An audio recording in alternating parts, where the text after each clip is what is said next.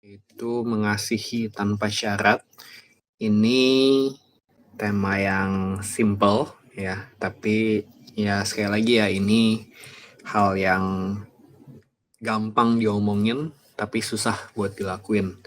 Nah, saya sering bilang saya tuh nggak terlalu suka ngomongin hal yang saya emang belum terlalu praktekin, makanya kalau biasa saya harus terpaksa banget harus ngajarin hal yang emang saya belum kuasain. Ya dari awal saya akan bilang saya belum kuasain ini. Jadi hari ini saya mau ngaku dulu ke teman-teman ya, saya bukan orang yang sudah bisa mengasihi tanpa syarat setiap detik hidup saya, ya.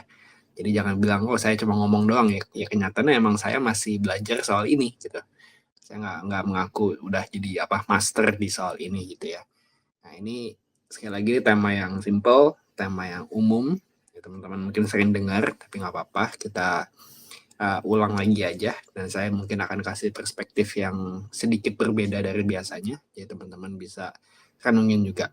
Nah, saya akan ambil ayat di sini, Matius 22 ayat 37 sampai 39. Nah, ini pas Tuhan Yesus ditanya, hukum Taurat terutama tuh apa sih? Yang paling utama yang mana aja sih?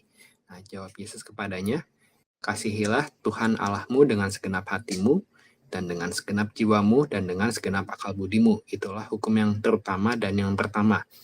Dan hukum yang kedua yang sama dengan itu ialah kasihilah sesamamu manusia seperti dirimu sendiri. Nah, hari ini saya nggak bakal bahas yang hukum pertama, ya. Saya akan lebih bahas hukum yang kedua, karena mengasihi tanpa syarat kayaknya lebih tepat kalau kita ngomongin tentang hubungan sama sesama kita ya, dibandingkan hubungan kita sama Tuhan. Jadi kita akan bahas yang ini nih, ya. Kasihilah sesamamu manusia seperti dirimu sendiri. Nah, pertanyaannya, ada kelemahan nggak sih dari perintah yang satu ini? Ya, saya nggak bilang ini hukum Taurat ngaco gitu ya. Saya nggak pernah bilang ini ngaco. Tapi ada kelemahan nggak? Nah, jawabannya pasti ada. Ya, kelemahan ya, bukan ngaco ya, beda ya. Jadi ini tuh kayak standar paling basic lah. Nah, kalau lu yang standar paling basic aja nggak bisa, apalagi nanti kasih standar yang lebih tinggi lagi. Ini jadi standar paling basic, maksudnya apa? Contohnya, ya nggak mungkin kita membuat hati kita sendiri sakit secara sengaja gitu ya. Nah sama, kalau kita nggak mungkin membuat hati kita sakit secara sengaja, kita nggak mungkin bikin orang sakit hati secara sengaja kalau kita mengasihi orang lain seperti diri kita sendiri. Nah itu kan standar basic banget. Nah tapi ada kelemahan nggak sih? Nah saya kasih tahu ya teman-teman ya, sebenarnya ada kelemahan dari kita mengasihi manusia seperti kita mengasihi seperti diri kita sendiri gitu ya. Nah itu contoh, ada kasus yang saya nggak bisa lupain gitu ya. Jadi ada satu orang, ya satu orang ini orang Kristen ya, tumbuh di gereja tapi dia kelilit hutang. Ya, kelilit hutang, kelilit pinjol gitu ya. Sampai nominalnya lumayan lah gitu. Nah, dia punya komsel, ya dia punya komsel yang care sama dia, komselnya juga orang yang baik-baik. Nah, komsel ini pas tahu nih, oh ini orang lagi kelilit hutang ya, tapi bukan hutang karena dia narkobaan, enggak, jadi kayak karena kehidupan aja gitu ya, dia pinjol akhirnya numpuk gitu utangnya. Nah, komselnya ternyata kebagi jadi dua kubu ya. Komselnya terbagi jadi dua kubu pertama bilang kayak gini, ini kita nggak boleh sembarangan bantu dia ya, kita harus cek dulu gaya hidupnya gimana.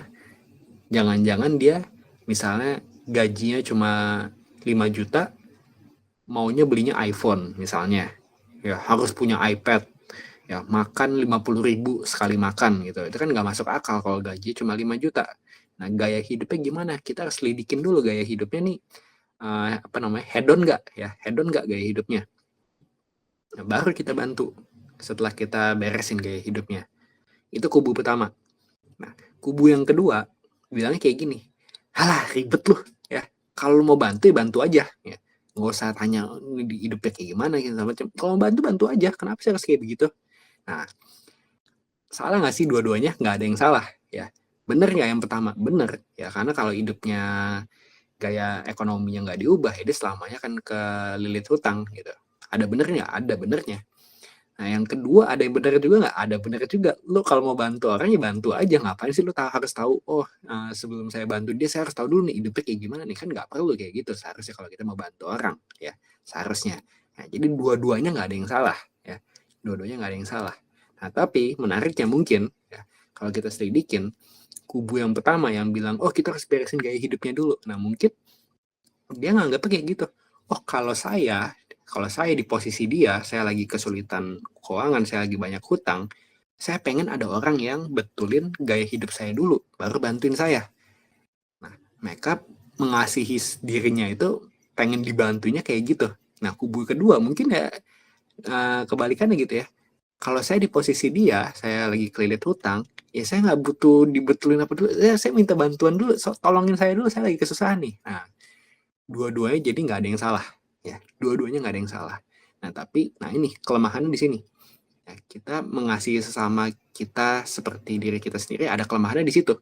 Ya, apa yang menurut kita bagus buat kita mengasihi diri sendiri, itu ternyata belum tentu bagus buat mengasihi orang lain. Contoh, kalau saya lagi depresi, lagi frustasi banget, teman-teman mau bikin saya senyum gampang, beliin saya gitar, ya saya pasti langsung senyum, ya dijamin 100%.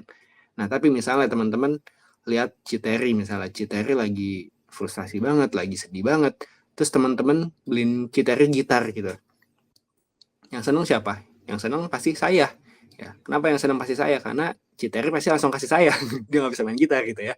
Nah tapi ya makanya itu teman-teman, jadi apa yang menurut kita bisa gitu ya. Kalau saya mengasihi diri saya itu ya dengan misalnya saya beli gitar, misalnya segala macam, saya kasih orang lain yang nggak bisa main gitar, saya kasih gitar, ya itu kan nggak nyambung gitu. Jadi ternyata mengasihi sesama kita manusia seperti mengasihi diri kita sendiri, itu ada kelemahan di situ ya. Apa yang menurut kita baik buat diri kita belum tentu baik buat orang lain, tapi ya standar utamanya nih, standar basic ya, standar paling dasar ya, standar paling dasar. Jadi ya itu tadi ya, kita nggak mungkin menyakiti diri kita sendiri, kita nggak mungkin menyakiti hati kita sendiri, ya kita nggak mungkin berbuat jelek kepada diri kita lah, minimal itu ya. Jadi hukum kedua di sini ini adalah perintah lama yang Tuhan Yesus ambil dari hukum Taurat ya, hukum Taurat ini perintah lama. Salah nggak? Nggak salah ya, nggak salah ya, tapi ada kelemahan ya, ada kelemahan, dan kita bisa apa ya, nganggepnya kayak semua orang tuh bisa kita kasih seperti, oh cara kita tuh begini ya, berarti semua orang harus kita gituin. Nggak semua orang bisa digituin. Ya malah kadang-kadang kalau kita gituin orang seperti kita gituin diri kita sendiri, jangan-jangan orangnya tambah stres bisa. Ya bisa-bisa tambah stres aja. Udah nggak cocok. Nah jadi ini perintah lama. Nah karena ini perintah lama, sebenarnya Tuhan Yesus ada kasih kita perintah yang baru. Ini perintah lama, ini hukum Taurat ya. Hukum Taurat yang terutama nomor 2 gitu. Nah perintah barunya apa? Tuhan Yesus kasih kita perintah baru. Yohanes 13 ayat 34 sampai 35.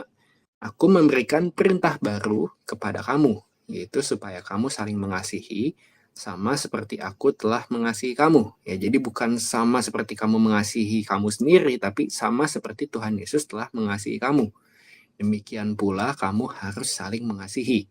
Dengan demikian, semua orang akan tahu bahwa kamu adalah murid-muridku, yaitu jikalau kamu saling mengasihi. Nah, jadi teman-teman, Tuhan Yesus kasih standar yang lebih tinggi lagi ya. Standarnya bukan mengasihi sesama kita seperti kita mengasihi diri kita sendiri, tapi mengasihi orang lain sama seperti Tuhan Yesus mengasihi kita. Ya, Tuhan Yesus mengasihi kita kayak gimana? Kita buat dosa masih dimaafin. Ya, kita mesti yang gak layak dikasihi tapi masih dikasihi. Kita terus-terusan bandel, Tuhan masih mau peluk kita. Nah itu kan standar yang terlalu tinggi sebenarnya, terlalu tinggi. Tapi kalau Tuhan kasih perintah, ya ini saya pernah bilang kalau nggak salah ya, kalau Tuhan kasih kita perintah, itu nggak mungkin sesuatu yang mustahil untuk dilakuin. Ya. Tuhan nggak sebodoh itu kasih kita perintah yang manusia nggak bisa dilakuin. Kalau kayak gini lah misalnya, saya kasih perintah, saya kasih perintah teman-teman buat lari 1 kilometer gitu ya, teman-teman pasti bisa ya. Tapi kalau misalnya ada yang punya masalah kaki, saya kasih perintah lari 1 kilometer, itu kan nggak mungkin ya. Saya nggak, ya bodohnya di saya gitu, kenapa saya perintahin orang yang sakit kaki untuk lari 1 kilometer misalnya kayak gitu. Nah, Tuhan kasih kita perintah kayak gini, ya pasti ya Tuhan tahu ini bisa dilakuin, nggak mustahil buat dilakuin. Nah jadi ada perintah baru ya teman-teman ya, standar yang lebih tinggi lagi daripada hukum Taurat, supaya kamu saling mengasihi sama seperti Tuhan Yesus telah mengasihi kita. Nah, jadi teman-teman, itu ditambahin ya di ayat 35 ya. Semua orang akan tahu bahwa kita adalah murid-murid Tuhan Yesus jikalau kita saling mengasihi. Nah, jadi ternyata menjadi seorang murid ya, menjadi seorang murid dengan mengasihi itu ternyata ada kaitannya ya. Murid sama kasih itu nggak bisa dipisahin. Kita nggak bisa ngaku-ngaku murid Kristus kalau kita nggak mengasihi, ya kira-kira gitu. Murid sama kasih itu selalu berhubungan dan nggak bisa dipisahin.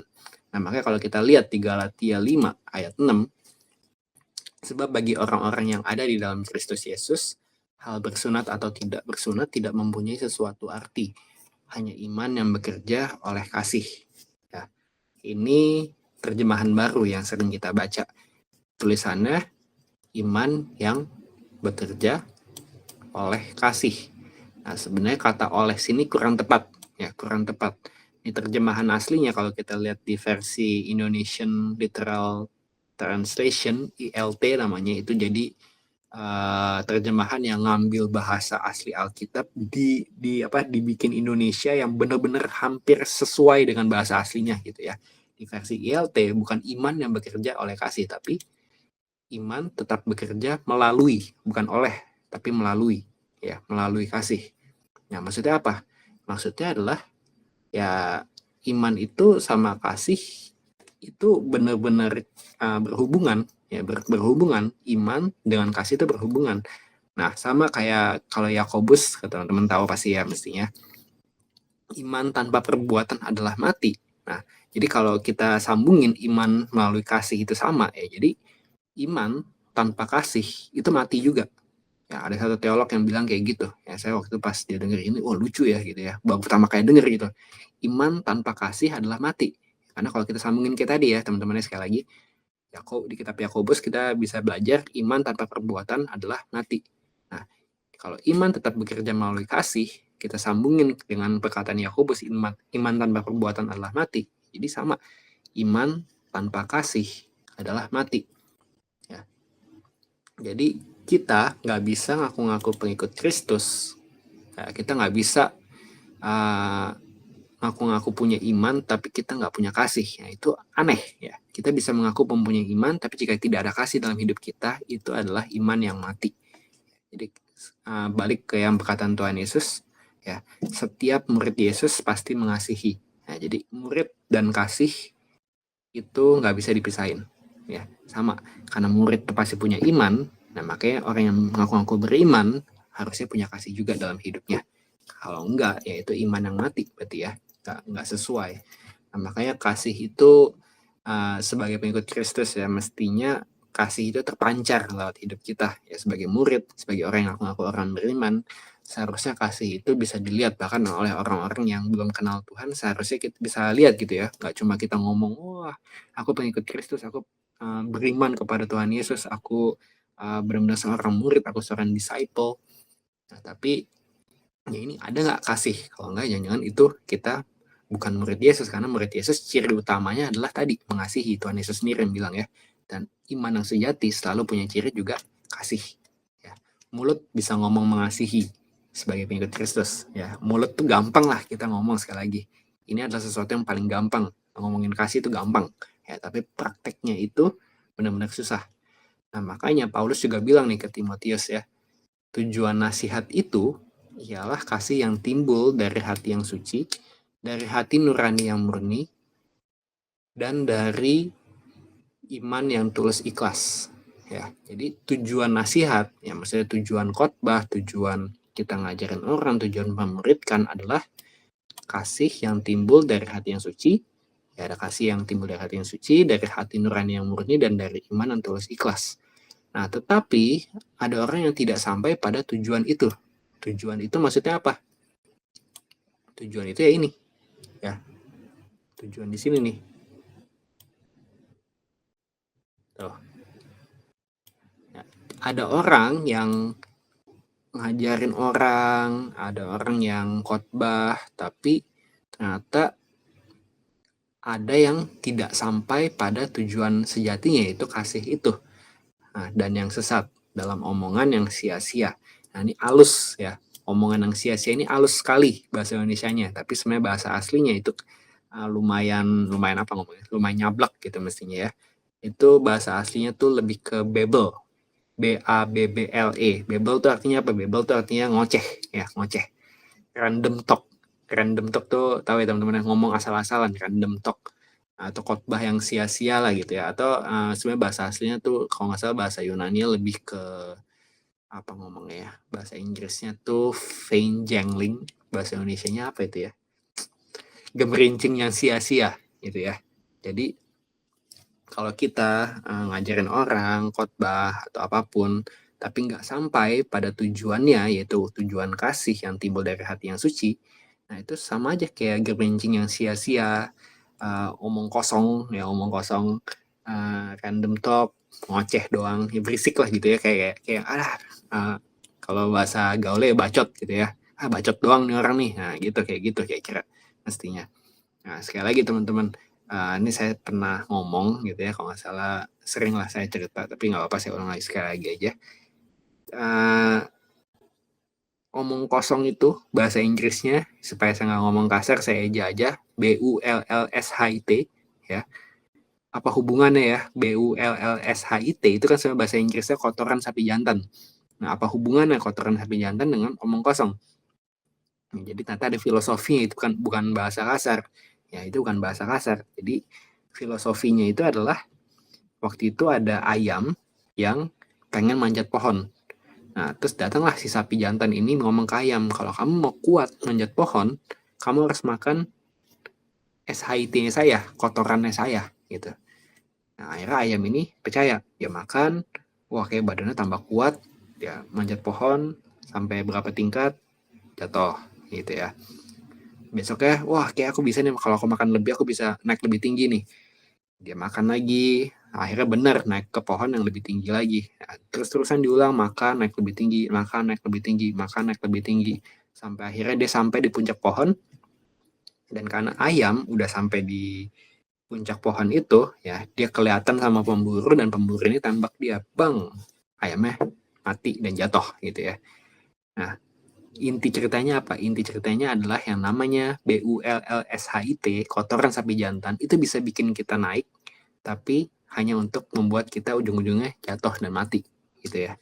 Jadi itu makanya kenapa dinamakan omong kosong. Nah sama ya, kalau kita memuridkan orang, kita khotbah, kita ngajarin orang, tapi nggak sampai pada tujuan itu, yang nggak sampai pada tujuan ini, tujuan kasih, tujuan kasih, ya itu kita sama aja kayak orang yang sering kita sebut sebagai BULLSHIT ya, omong kosong gitu ya, omong kosong, sia-sia omongannya. Nah jadi gitu teman-teman, ngomong gampang, sekali lagi ya, ngomong gampang, apalagi kita ngaku-ngaku sebagai murid Kristus, omongan kasih tuh udah jadi hal yang umum mestinya ya, umum dan sering kita omongin. Tapi sekali lagi ya, murid dan kasih nggak bisa dipisahin. Iman tanpa kasih juga mati ya, jadi kita bisa ngaku-ngaku sebagai murid Kristus, tapi kalau kita nggak mengasihi, itu sebenarnya kita bukan murid Kristus. Dan kita bisa ngaku-ngaku beriman, tapi kalau kita nggak mengasihi, ya kita itu iman yang mati tadi ya. Karena ini tujuan dari semuanya adalah kasih selalu. Nah, saya akan bagiin 3 poin yang menurut saya lumayan penting, dan saya juga lagi pelajarin juga soal mengasihi tanpa syarat. Yang pertama, yang namanya mengasihi tanpa syarat tidak membenarkan hal yang salah. Ya, ini ya. Jangan sampai kita ngaku-ngaku mengasihi, tapi kalau ada orang salah, kita bener-benerin. Ya, salah tetaplah salah, benar tetaplah benar. Ya, Tuhan Yesus nggak pernah tuh ngadepin orang berzinah, terus dia bilang, nggak apa-apa kamu berzinah gitu ya, aku tetap mengasihi kamu. Nggak pernah kayak gitu. Ya, zinah itu salah nggak salah, ya, tapi tetap mengasihi. Ke pemungut cukai juga begitu ya. Mungut cukai, korupsi segala macam, salah nggak? Salah ya. Tuhan Yesus nggak pernah bilang ke Zakheus gitu ya, nggak apa-apa, aku tetap mau main ke rumah kamu kok, kamu lanjut aja korupsinya gitu. Nggak pernah kayak gitu ya. Salah tetap salah, benar tetap benar ya. Jangan salah dibener-benerin, dan yang benar disalah-salahin ya. Dan yang namanya mengasihi tidak harus menyetujui. Nah ini salah konsep dari beberapa kaum LGBT yang berurusan dengan orang Kristen. Ya, kalau di gereja-gereja bule, paham LGBT udah masuk ke gereja-gereja, dan ini mereka selalu debatnya begitu ya. Waktu itu pernah ada satu meme gitu ya, orang LGBT ngobrol sama pendeta gitu ya. Orang LGBT yang ngomong, saya LGBT. Pendetanya bilang, iya, dan saya tetap mengasihi kamu. Tapi saya LGBT. Iya, dan saya tetap mengasihi kamu. Emangnya kamu setuju sama LGBT? Terus pendeta bilang, enggak setuju. Enggak pernah saya setuju sama LGBT. Nah, kalau kamu nggak setuju, berarti kamu nggak mengasihi saya. Nah, selalu begitu tuh. Ujung-ujungnya pasti orang LGBT kan ngomong kayak gitu kalau orang Kristen. Ya. Kayak kalau kita ngaku-ngaku kita tetap mengasihi orang LGBT, kesannya kita harus setuju sama LGBT. Ya nggak gitu. Ya. Mengasihi tidak harus menyetujui. Sama kayak Tuhan Yesus nggak pernah menyetujui korupsi, nggak pernah menyetujui zina, tapi tetap mengasihi. Ya. Jadi jangan disamakan setuju sama mengasihi. Itu nggak ada hubungannya. Ya. Mengasihi tidak harus menyetujui.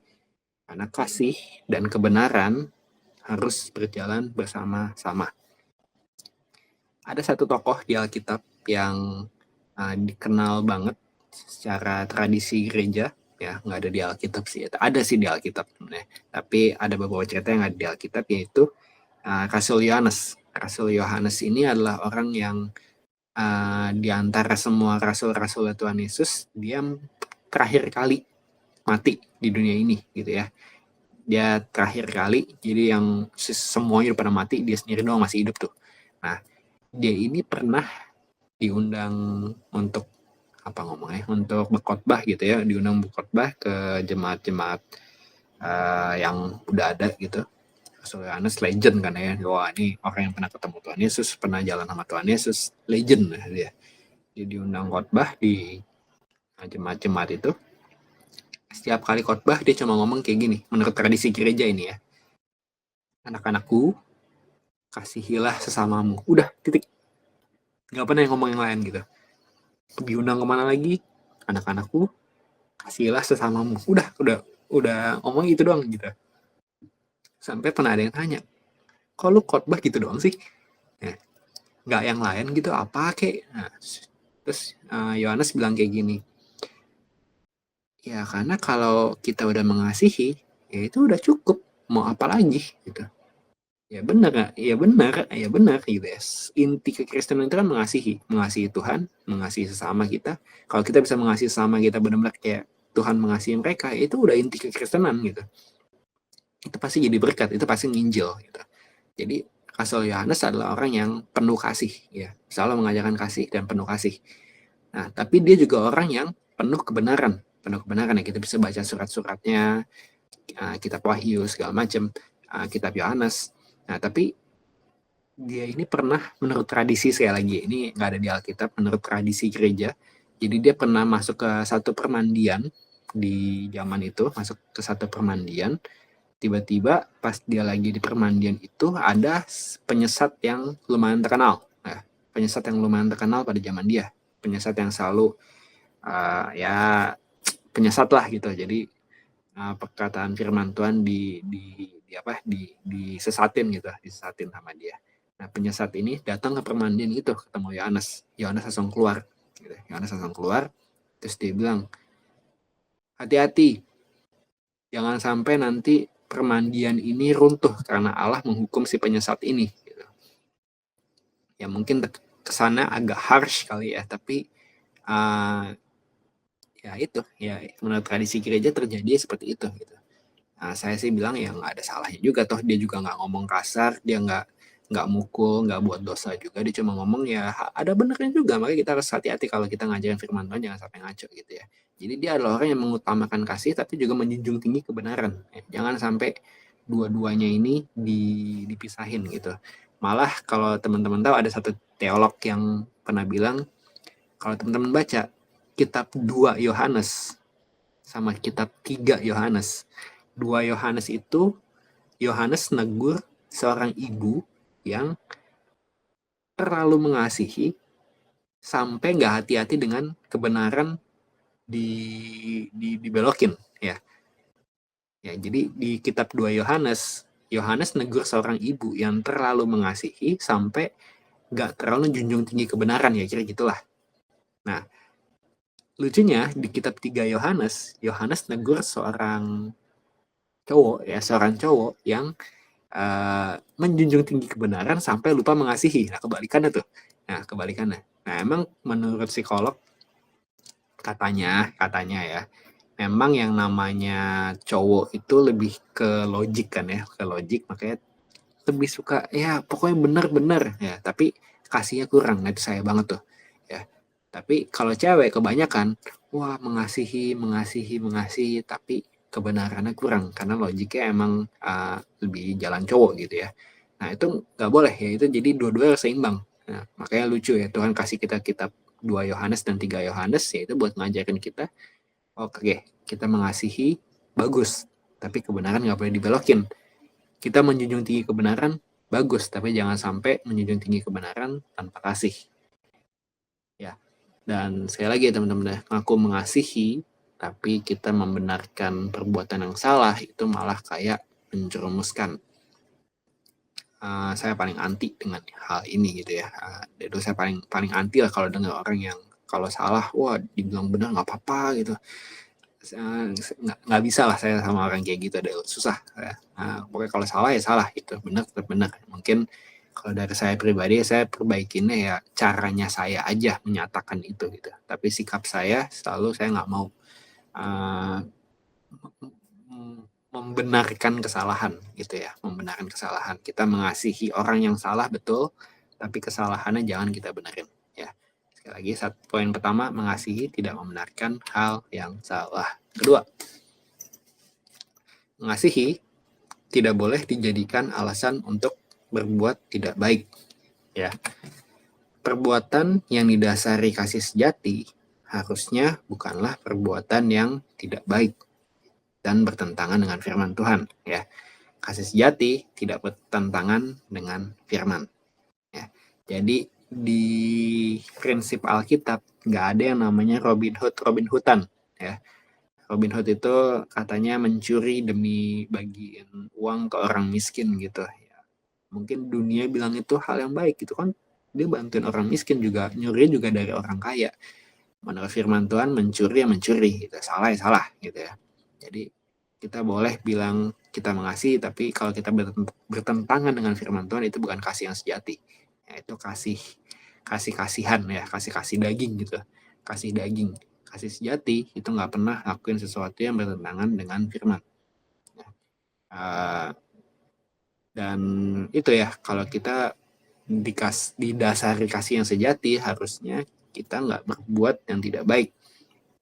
Saya pernah berurusan dengan orang yang toksik parah, yaitu jadi dulu mantan saya ya, papanya itu ya ngaku-ngakunya begitu ya, papanya dulu ngaku-ngakunya mengasihi anaknya gitu, tapi anaknya di verbal abuse berbulan-bulan sampai dia pengen bunuh diri ya. Saya juga kaget lihatnya.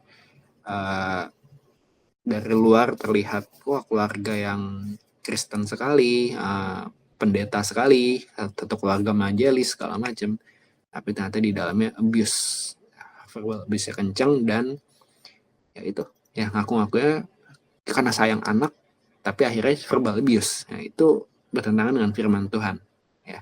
Jadi jangan sampai kita ngaku-ngaku mengasihi tapi kita jadi alasan untuk berbuat tidak baik ya. Itu pasti bukan kasih yang sejati yang sesuai dengan firman Tuhan.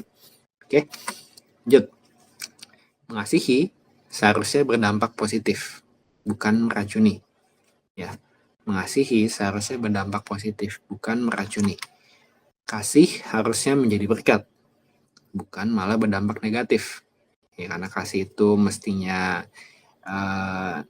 ya mengasihi gitu ya. Mengasihi itu nggak mungkin negatif lah intinya gitu. Nah, motivasi yang baik dipadukan dengan perlakuan yang tidak positif akan menghasilkan toxic relationship ya. Jadi sekali lagi, kalau kita ngaku-ngaku mengasihi tapi justru malah buahnya itu meracuni, nah jangan-jangan kasih kita ada yang salah.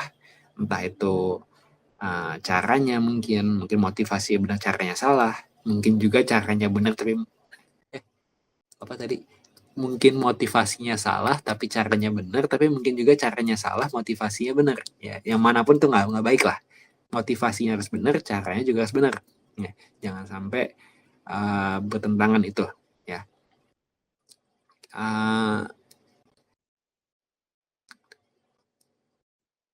kita bisa lihat Tuhan Yesus tuh mengasihi siapapun yang dia temui itu nggak pernah toksik, ya nggak pernah ada orang yang kayak kesana teracuni.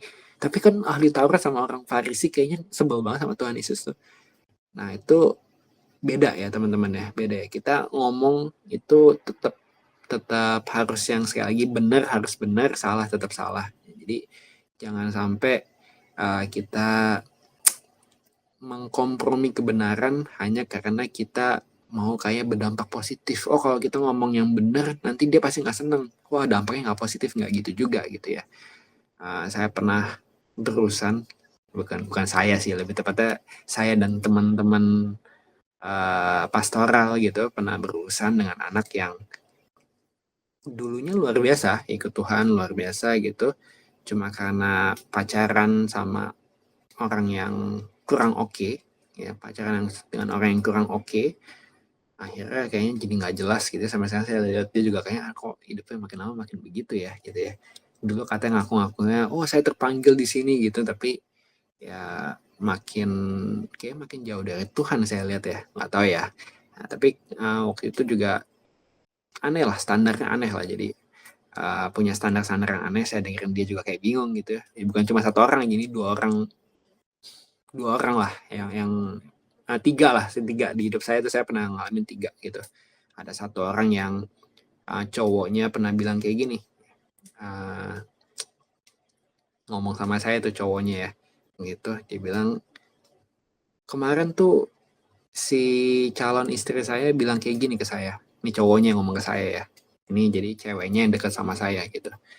Ini calon suaminya ngomong ke saya. Nah, dia bilang kemarin calon istri saya ngomong kayak gini, dia bilang ke saya kalau kita punya anaknya harus ikut Tuhan Yesus. Nah, saya nggak mau tuh kayak gitu. Kalau anak kita udah dewasa ya urusan dia lah, keputusan dia.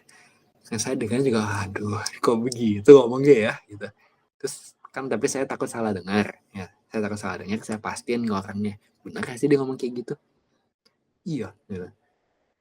Nah saya ngomong ke ceweknya, dia bilang iya. Terus masih mau lanjut gitu. Iya. Nah sejak nikah saya lihat mulai menjauh dari gereja. Mulai menjauh dari dulu kayak doanya kuat. Sekarang doanya kayak juga lagi asal-asalan gitu ya. Saya lagi berusaha rangkul lagi sih gitu. Dulu saya pernah ngomong jangan lanjut gitu ya. Saya ngomong terang-terangan gitu, jangan lanjut. Itu cowok udah jelas-jelas ngomong kayak gitu, bahkan bukan depan saya doang, depan dia pun dia ngomong kayak gitu. Standar Alkitabnya udah ngaco lah gitu. Dan terakhir saya dengar cowoknya kayak mau sudah setengah ateis lah, belum ateis gitu kayak Kristen KTP, tapi kayaknya bibit-bibit itu bisa jadi ateis gitu ya kayaknya. Semoga enggak. Nah tapi ya kayak gitu tapi tetap maksa nikah gitu ya udah nikah sih ya. Ada yang begitu, ada yang pacaran sama beda agama, ada dengan standar yang aneh juga gitu ya.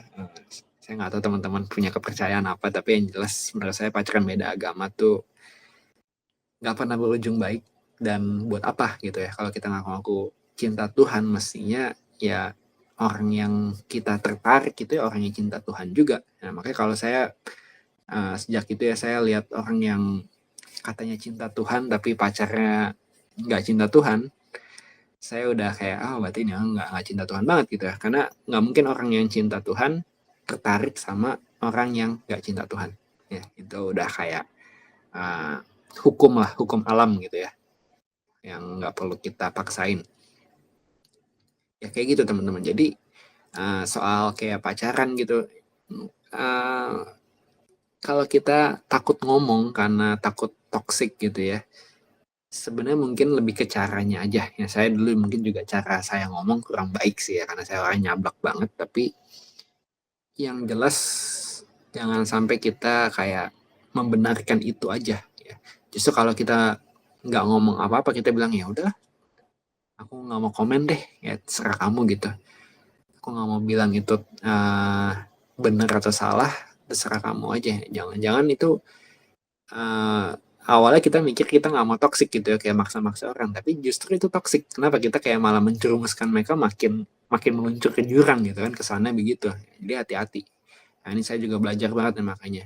Nah, pemahamannya baik, motivasinya baik, tapi kalau perlakuannya nggak baik kan itu toksik juga. Makanya motivasi kita baik, pemahaman kita harus baik, caranya juga harus baik, cara ngomongnya juga harus baik, ya.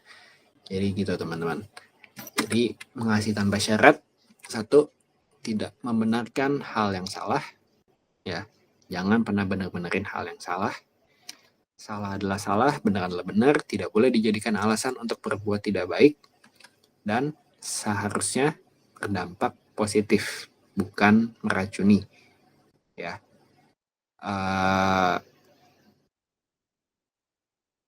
Jadi tadi saya udah cerita tuh ya, saya pernah lihat orang yang bapak verbal abuse anaknya dengan alasan mengasihi, ya. Ada orang juga ngaku-ngakunya nggak mau toksik, tapi ternyata kayak gitu ya. Jadi yang tadi saya cerita tuh yang kalau punya anak terserah anak yang mau agama apa itu, awal-awalnya kalau nggak salah apa ya, dia ngomong tuh pokoknya ceweknya ngomong, wah ini aku dituntun kenal Tuhan lewat dia justru. Nah sekarang justru malah dituntun menjauh dari Tuhan gitu ya. Itu luar biasa sih. Saya juga nggak paham kenapa bisa kayak begitu. Tapi yang jelas makanya uh, kalau ada orang nasihatin kita ya kita cobalah kita buka hati juga ya. Apalagi kalau kita tahu orangnya sayang sama kita, orangnya mengasihi kita. Ya mungkin caranya kadang-kadang nggak benar. Ya saya juga pernah ditegur sama orang yang caranya nggak benar sampai saya dulu nangis. Bayangin sih orang segalak saya nangis karena diomongin orang gitu.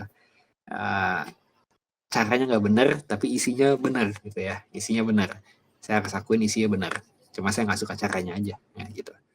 Jadi ya hati-hati lah gitu ya, terutama soal pemahaman-pemahaman yang banyak pemahaman yang aneh-aneh tentang jodoh.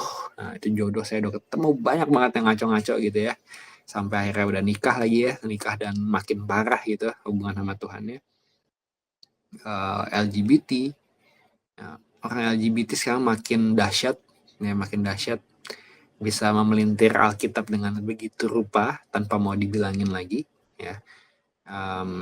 Ya dan dunia makin memunculkan hal yang aneh-aneh yang mungkin kita nggak bisa pahami ya, kita nggak bisa pahami. Contoh kalau teman-teman pernah dengar saya ngomongin tentang vegan ya, itu mereka punya pemahaman yang aneh banget gitu ya.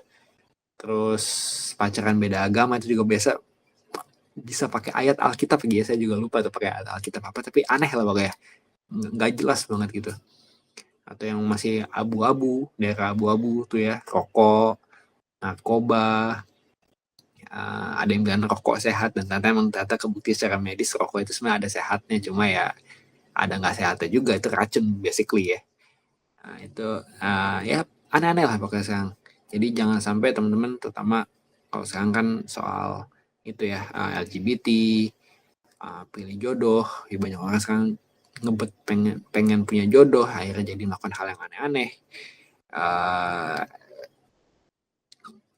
apa yang nggak cinta Tuhan diembat juga, atau mungkin sekarang mungkin lagi zaman apa dating apps gitu. Aduh, dating apps itu teman-teman kalau pakai please lah jangan lah ya, itu nggak banget lah gitu.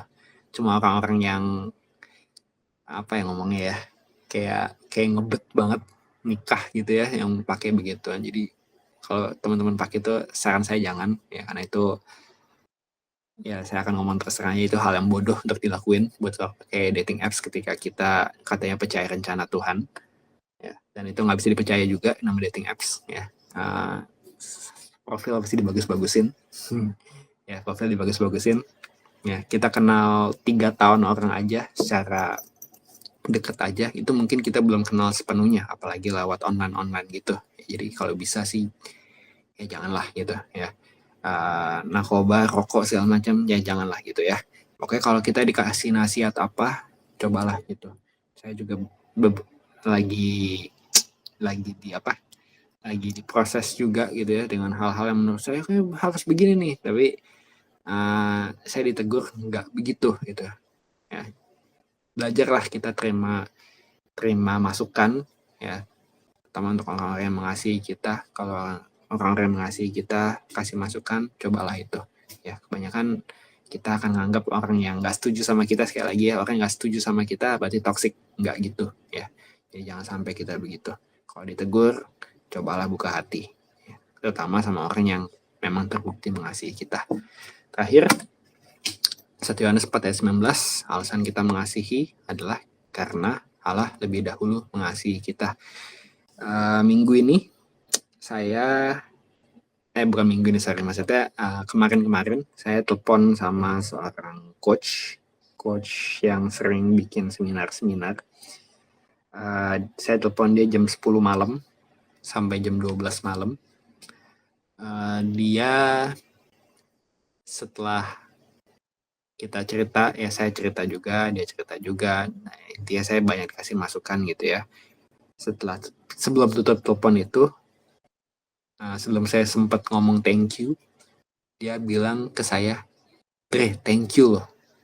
Hah, saya bingung kan, lah kok kakak yang thank you, saya dong yang thank you. Kan saya yang banyak dapat masukan, saya udah kasih masukan apa dari tadi? Saya cuma minta masukan dan cerita doang. Ya, enggak gitu Dre. Ini kamu bikin aku makan malam-malam. Aku awalnya bingung ya, makan malam-malam maksudnya apa gitu. Nah, dia bilang ya makanan dia itu ya begini ya. Ini yang bikin dia kenyang justru. Ya, coaching orang gitu ya, coaching orang segala macam. Sampai malam pun ya dia tetap lakuin, dan itu cara dia buat mengasihi ya, cara buat dia buat mengasihi. Jadi teman-teman, ternyata kita tuh bisa nemuin cara kita buat mengasihi ya, cara kita buat mengasihi, dan ujung-ujungnya sekali lagi motivasinya adalah karena Allah mengasihi kita, dan hasilnya harusnya adalah kalau kita mengasihi orang jadi semakin mengasihi Allah ya. Motivasinya adalah karena Allah mengasihi kita, makanya kita mengasihi, dan buahnya adalah kalau kita mengasihi orang semakin dekat kepada Allah ya. Sama kayak kakak coach yang tadi bilang itu ya gitu ya, dia nunjukin cara kasihnya ke saya itu ya dengan dia ngobrol sama saya, temenin saya 2 jam gitu, dan dia kenyang gitu. Percayalah teman-teman, ketika kita mengasihi orang, pasti kita juga akan kenyang gitu ya.